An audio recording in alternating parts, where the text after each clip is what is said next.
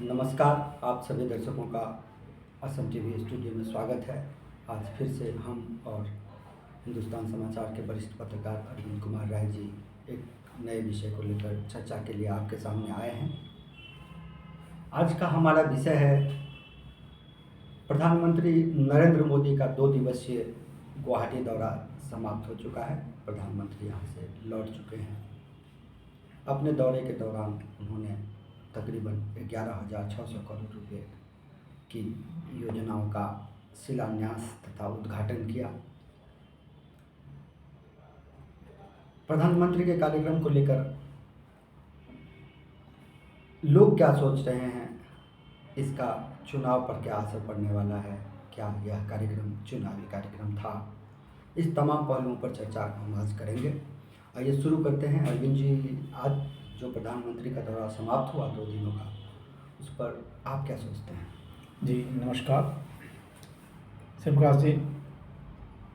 प्रधानमंत्री नरेंद्र मोदी देश के किसी भी हिस्से में जाते हैं तो उनका चाहे वो सरकारी कार्यक्रम हो या राजनीतिक कार्यक्रम हो, अपने आप में एक बड़ा चर्चा का ये मुद्दा बन जाता है। प्रधानमंत्री मूल रूप से यहाँ पर सरकारी कार्यक्रम के लिए आए थे, जिसमें आपने बताया है कि 11,600 करोड़ रुपए की 2 परियोजनाओं का उद्घाटन और बाकी का शिलान्यास, इसमें कामाख्या देवी कॉरिडोर का भी शिलान्यास किया गया। इसके अलावा अन्य कई हैं, आगे हम लोग चर्चा में उसका जिक्र करेंगे। प्रधानमंत्री के असम दौरा जो है 2 दिवसीय, अपने आप में कई मायने में महत्वपूर्ण है।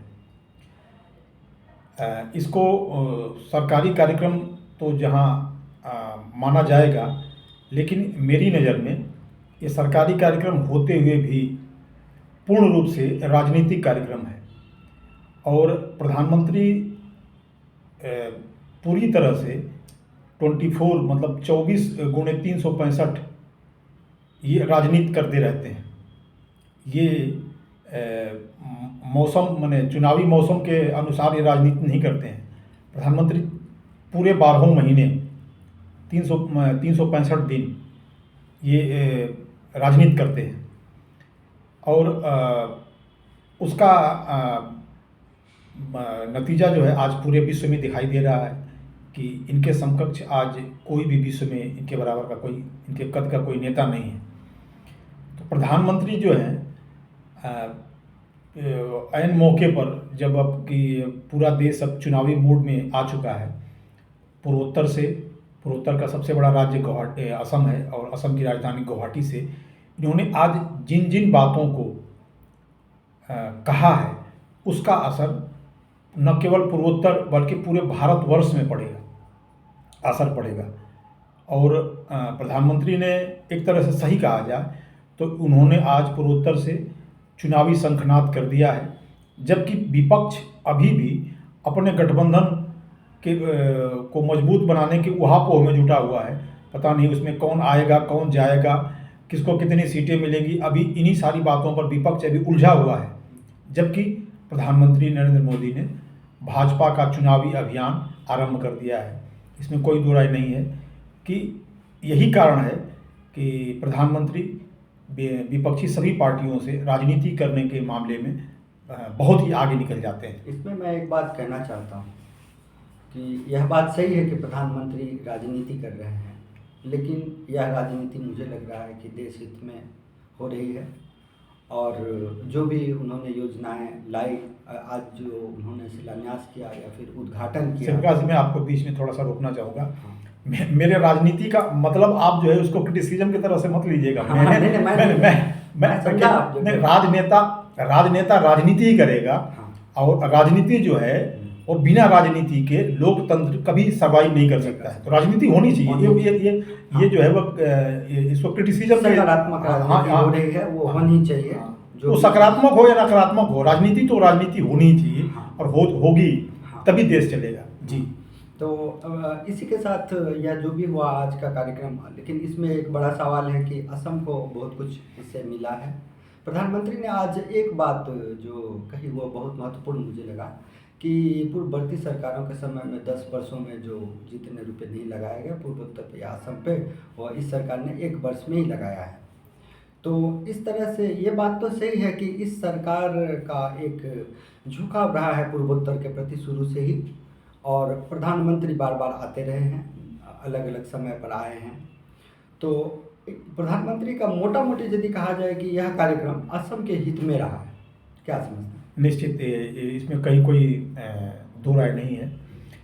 प्रधानमंत्री का ये दौरा असम ही नहीं, एक बात आप समझ लीजिए कि सिक्किम को छोड़ करके पूर्वोत्तर के जितने भी राज्य हैं, नागालैंड हो, त्रिपुरा हो, मेघालय हो, मिजोरम हो, मणिपुर हो, सारे राज्य की जो लाइफ लाइन है, जीवन रेखा है, वो असम के बिना संभव नहीं है। तो असम में जो भी विकास होगा, जो भी इंफ्रास्ट्रक्चर के यहाँ पे बुनियादी ढांचा जो भी बनेगा, उसका जहाँ असर असम की जनता पर पड़ेगा, उसका सीधा असर पूर्वोत्तर के अन्य जो ये 6 राज्य हैं उन पर भी उतना ही पड़ेगा। क्योंकि सारे लोग जो है पूर्वोत्तर के सारे लोग असम आते हैं और इसके बाद ही फिर देश के अन्य किसी हिस्से में जाते हैं या फिर किसी दूसरे हिस्से में से आते हैं, तो असम आना पड़ता है और असम से होकर के ही वो अपने फिर घर जाते हैं। दूसरी बात यह कि वो खरीदारी के लिए, इलाज के लिए, हाँ, हर चीज़ के लिए वो असम पे, खास करके गुवाहाटी शहर पे निर्भर होते हैं। यहीं से हम चाहे अगरतला हो या फिर ईटानगर हो या मणिपुर हो, कहीं भी यहीं से जो भी सामान ज़्यादातर लोग ले जाते हैं व्यापारी। इसलिए निश्चित रूप से गुवाहाटी का विकास होना पूरे पूर्वोत्तर के विकास में एक नया आयाम जोड़ेगा जी। और खास करके जो कामाख्या, जो कामरूप कामाख्या को लेकर असम और पूरा पूर्वोत्तर तो कल तक एक असम ही था, उससे पहले एक कामरूप ही प्रदेश था। ये पूरा असम, पूरा नॉर्थ ईस्ट, जिसको हम 7 स्टेट कहते हैं, 7 सिस्टर्स। तो ये जो कामाख्या से एक पहचान रही है पूर्वोत्तर की, हमेशा ही पूर्वोत्तर राज्यों की। बाहर के लोग आज भी कामरूप कामाख्या ही जानते हैं, असम का मतलब कामाख्या। तो कामाख्या कॉरिडोर जो एक हो रहा है, और उसके साथ जो रिंग रोड और एयरपोर्ट से जो इसकी कनेक्टिविटी हो रही है कामाख्या तक, जो धारापुर होते हुए जो एक 6 लाइन सड़क बनेगी नए टर्मिनल से, एयरपोर्ट से, तो वह निश्चित ही पर्यटन के क्षेत्र में असम को काफ़ी आगे ले जा सकता है। आप क्या समझते हैं? नहीं, ये सही बात है कि जो 6 लेन की जो सड़क है वो, क्योंकि गुवाहाटी से निकल करके और एयरपोर्ट तक जाने में काफ़ी समस्या होती थी, जाम, क्योंकि आजकल ट्रैफिक इतना ज़्यादा बढ़ गया है, तो अब उसके हिसाब से बुनियादी ढांचों में भी विकास बहुत ज़रूरी है।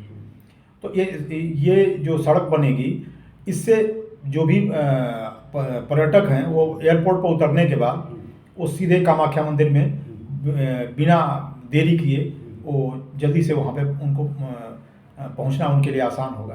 दूसरी बात ये है कि इसका लाभ, जैसा कि मैंने कहा कि पूर्वोत्तर के अन्य राज्यों को मिलेगा। आज देखिए, इन्होंने 2 सड़कों का उद्घाटन किया प्रधानमंत्री ने। उस सड़क से सबसे ज़्यादा लाभ किसको मिलेगा? वह अरुणाचल प्रदेश को मिलने वाला है। अरुणाचल प्रदेश से आवागमन में और ज़्यादा सुगमता होगी और वहाँ पर आवागमन का जो समय है वो भी और ज़्यादा तेज होगा, क्योंकि अरुणाचल प्रदेश की राजधानी ईटानगर के ये नाहरलगुन तक रेल कनेक्टिविटी हो गई है, एयर कनेक्टिविटी हो गई है, लेकिन रोड कनेक्टिविटी भी ठीक ठाक थी। लेकिन ये 4 लेन का जो रोड आज से शुरू हुआ, तो उससे जो है अब रोड की जो कनेक्टिविटी है उससे भी बहुत तेज़ी से हम लोग आवागमन कर पाएंगे। तो स्वाभाविक है कि ये जो जितने भी डेवलपमेंट के काम हो रहे हैं, विकास के काम हो रहे हैं, उसका असर असम के साथ साथ पूरे पूर्वोत्तर पर पड़ेगा। पूर्वोत्तर में हमेशा ही कनेक्टिविटी की प्रॉब्लम रही है। पहले जो मणिपुर के व्यापारी यहाँ सामान लेने आते थे, उन्हें काफ़ी कठिनाइयाँ झेलनी पड़ती थी। आज ऐसा हुआ है कि वो ट्रेन पे चढ़ा देते हैं और मणिपुर उनके नज़दीक तक सामान पहुंच रहा है। इसी तरह से सड़क, और दूसरी बात कि यहाँ से जो एयरलाइंस, जो पिछली सरकार में भाजपा की सरकार ही थी सर्बानंद सोनोवाल की, उस समय में जो विशेष एयरलाइंस चलाए गए थे इन राज्यों के लिए, छोटे छोटे राज्यों के लिए और दक्षिण पूर्व एशिया के लिए, भूटान को जोड़ते हुए, तो ये एक बहुत बड़ा इंफ्रास्ट्रक्चर डेवलपमेंट में और कनेक्टिविटी में ये मदद कर रहा है। और यदि पूर्वोत्तर में कनेक्टिविटी सही हो जाए तो पूर्वोत्तर में संसाधनों की कोई कमी नहीं है। आप क्या कहेंगे? नहीं, वो एक बात समझ लीजिए कि पूरा पूर्वोत्तर पहाड़ों की गोद में बसा हुआ है और पहाड़ों में आवागमन के साधन काफ़ी कठिन होते हैं। तो यहाँ पर जो मैदानी इलाकों में जिस तरह से सड़कों का विकास होता है, उस तरह से पहाड़ों में विकास नहीं होता है। यहाँ पर वहाँ की अपेक्षा खर्च ज़्यादा पड़ता है, समय ज़्यादा लगता है उसको बनाने में, और उसमें तकनीकी दृष्टि से भी काफ़ी चैलेंजेज होते हैं। क्योंकि आप देखिए कि गुवाहाटी से जो सिलचर को और मणिपुर और मिजोरम को जो रेलवे जो कनेक्टिविटी हुई है, बीच में असम के ही डिमा हसाऊ जिला पड़ता है।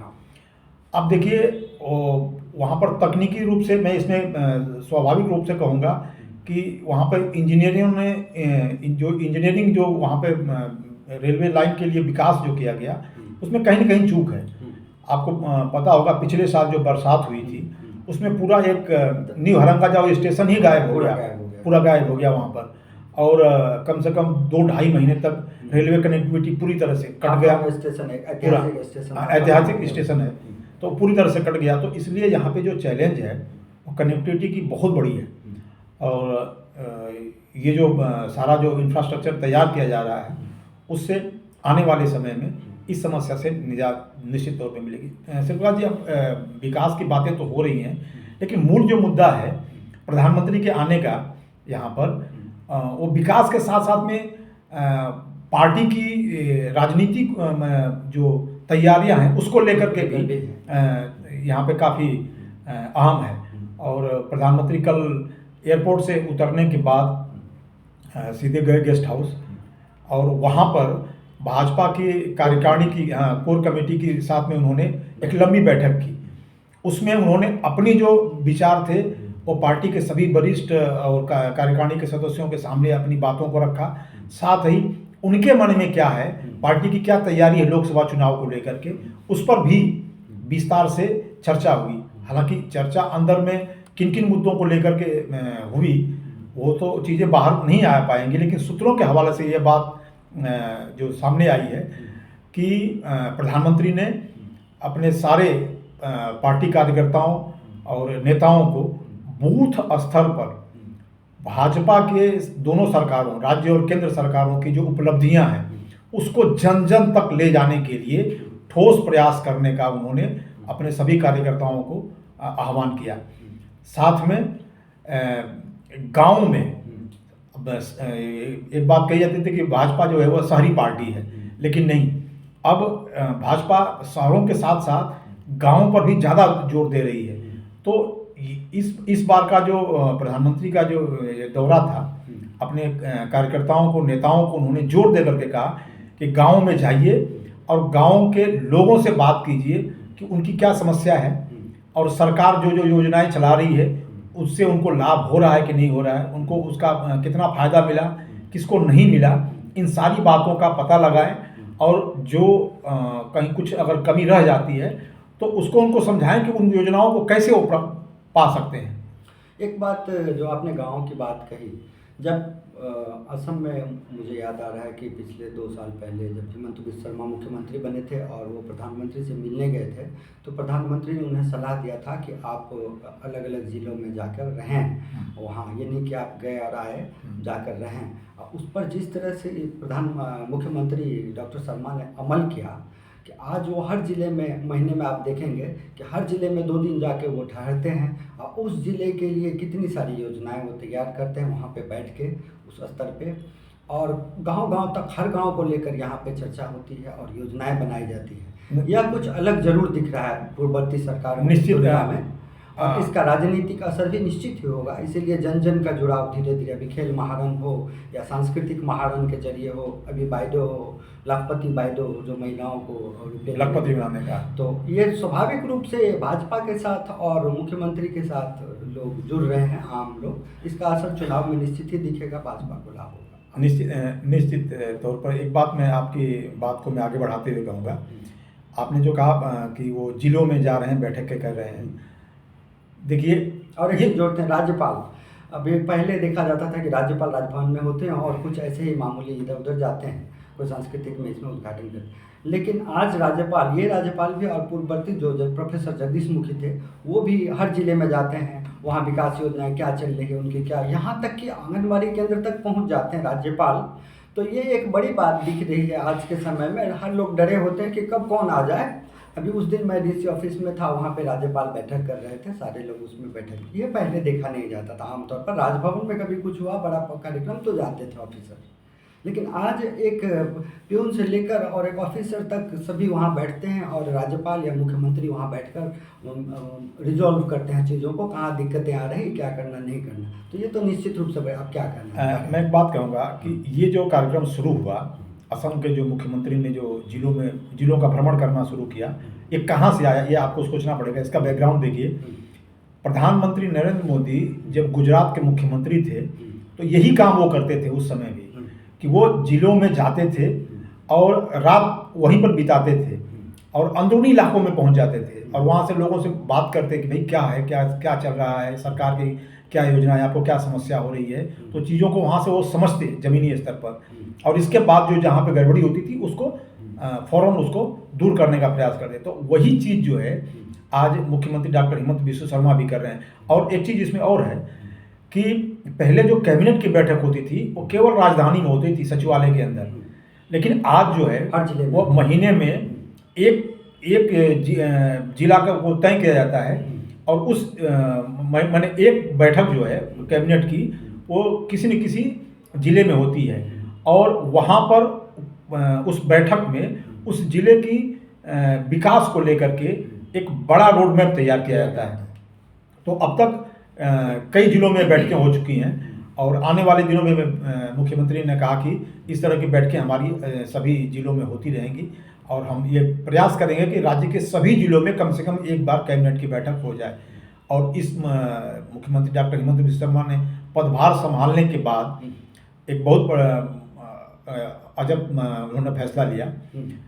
किसी भी राज्य में आप देखेंगे कि कैबिनेट की बैठक वो 4 महीने, 5 महीने, 3 महीने के बाद या 2 महीने के बाद एक बार होती है, लेकिन असम में ही ऐसा है कि हर सप्ताह में कैबिनेट की बैठक होती है और पिछली बैठक में जो निर्णय लिया गया उसको कितना क्रियान्वित हुआ, उस पर क्या नहीं हुआ, भाई उसमें क्या है, तो वो कैबिनेट के बैठक के बाद केवल उसको छोड़ नहीं दिया जाता है, मुख्यमंत्री स्वयं रिपोर्ट कार्ड उस पर खुद जो है वो चर्चा करते हैं कि भाई कहाँ तक ये आगे बढ़ा काम जो हमने निर्णय लिया था। तो ये एक बड़ा सकारात्मक पहलू है कि जिससे कि राज्य के विकास में तेजी आए और लोगों को इसका लाभ ये चुनावी वर्ष में बीजेपी उठाने के लिए पूरी तरह से प्रतिबद्ध है। अच्छा, अब हम थोड़ा सा मतलब सरकारी पक्ष जो सत्ता पक्ष है उससे थोड़ा सा हटकर विपक्ष की ओर चलते हैं। प्रधानमंत्री का कार्यक्रम और असम की विपक्षी पार्टियां, इसको यदि एक मुद्दा बनाकर सोचा जाए केंद्र में रखकर, तो हमें ऐसा दिखता है कि पहले जब प्रधानमंत्री आते थे, एक प्रधानमंत्री आए राज्य में, तो विपक्ष की जो भूमिका होती थी, कैसी भूमिका होती थी कि जो समस्याएं हैं, क्या क्या और होना चाहिए, उन चीज़ों को विपक्षी पार्टियां उठाती थी कि ये चीज़ हुआ नहीं, ये चीज़ होना चाहिए, ये चीज़ होना चाहिए, ये होना चाहिए। आज जो है विपक्ष, मुझे लगा है कि पूरी तरह से विफल हो रहा है। विपक्ष के कुछ नेताओं ने इस दौरान बातें कही, जैसे कि उन्होंने बेरोजगारी का मुद्दा उठाया।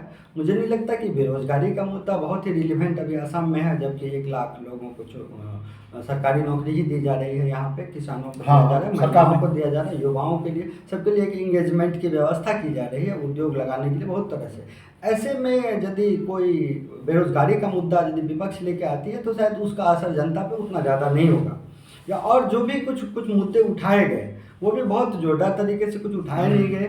तो कुछ इसमें मुझे नहीं लगा कि विपक्ष इससे कुछ हासिल कर सका। पहले प्रधानमंत्री के कार्यक्रम से विपक्ष को भी कुछ हासिल होता था, आज प्रधानमंत्री के कार्यक्रम से विपक्ष कुछ हासिल कर सका। आपको ऐसा लग रहा है क्या?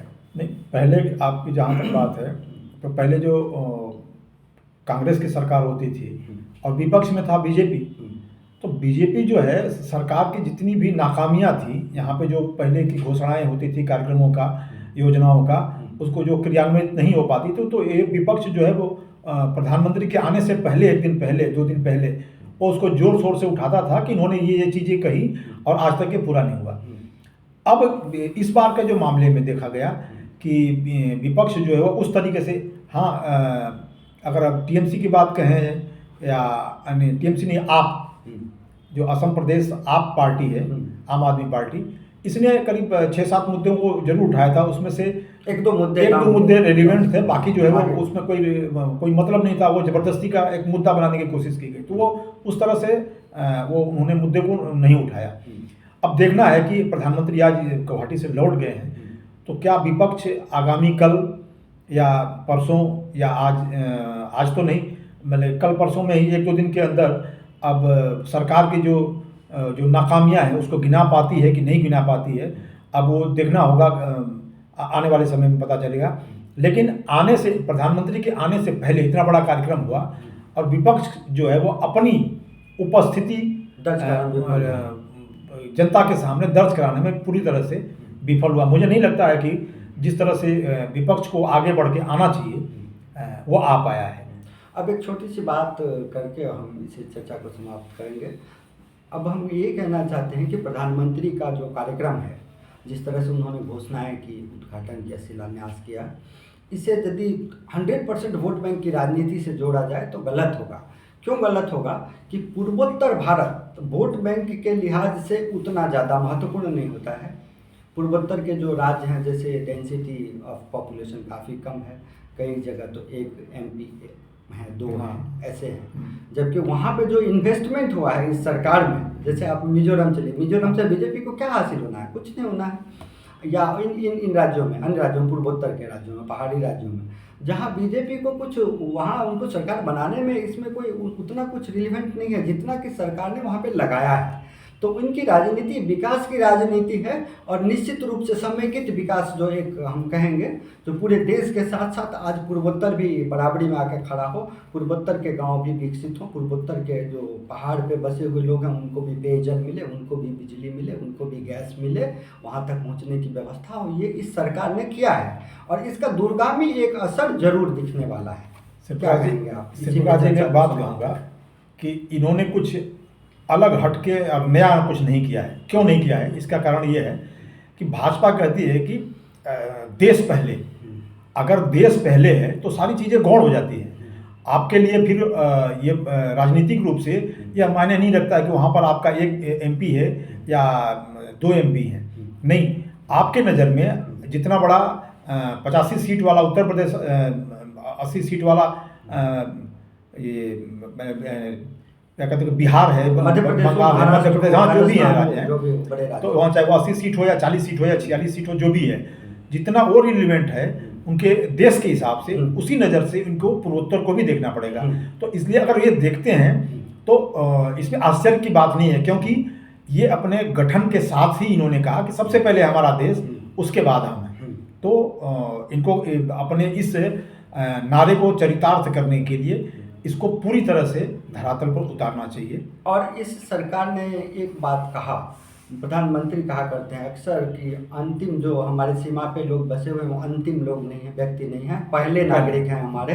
यानी हमारा देश वहाँ से शुरू होता है, दिल्ली से शुरू नहीं होता है, वहाँ पे समाप्त नहीं होता है, हिल्स या लाल किले से शुरू नहीं होता है, यह सीमा से शुरू होता है। तो पूर्वोत्तर भारत सीमावर्ती क्षेत्र है और यहाँ बड़ी सीमा विदेशों से लग रही है। बांग्लादेश के साथ करीब करीब 2500 किलोमीटर की सीमा हमारी लग रही है, और फिर म्यांमार के साथ, म्यांमार है, चीन है, भूटान है। हाँ, तो इसीलिए ये यहाँ के, यदि आप कहें यहाँ का जो चीज़ है, ये प्रथम स्थान जो है ये सीमावर्ती क्षेत्र को देते हैं और वहाँ से विकास शुरू करते हैं, वहाँ से जोड़ने की बात करते हैं। दिल्ली को लास्ट में रखते हैं, जो दिल्ली से सबको जोड़ रहे हैं, ये एक बड़ी बात मुझे दिख रही है।